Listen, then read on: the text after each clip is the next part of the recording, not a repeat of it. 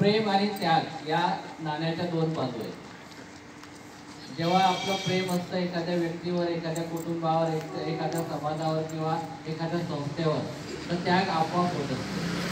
आणि जर आपण त्याग नाही केला तर असं समजायचं की प्रेम थोडंसं कमी पडतं. मला 2017-18ची गोष्ट आठवते की ज्यावेळेला आपला ग्रुप सुरू झाला आणि त्यावेळी ग्रुपमध्ये 2-3 असे खूप चांगले जण होते, जे 10, 21, 42 किलोमीटर करू शकत होते. पण ज्यावेळेला आम्ही ऑफिसर्स कॉलनीमध्ये, आज सुरुवात असल्यामुळे मी पुन्हा सांगतोय की ज्यावेळेला आम्ही ऑफिसर्स कॉलनीमध्ये धावायला सुरुवात करायचो तर 100 तसं तुमचं होतं.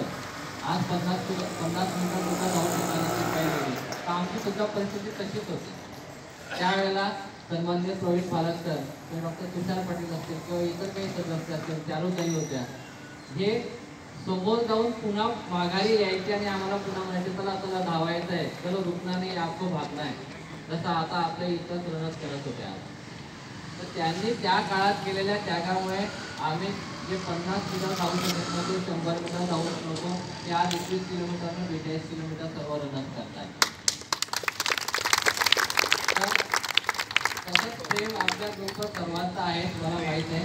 परंतु आता आपल्या जे जुने धावपटू आहेत, जे आता 2-4 वर्षापासून सतत आपल्या ग्रुपसोबत धावत आहे, त्यांना माझी विनंती राहील की त्यांनी आपल्या रथात थोडासा त्याग करावा लागेल आणि आपल्या ग्रुपविषयी जास्त प्रेम दाखवावं लागेल, आपल्या नवीन पार्टिसिपेंटविषयी जास्त प्रेम दाखवावं लागेल आणि त्यांना तुम्हाला गाईड करायचं, ही विनंती राहील. धन्यवाद.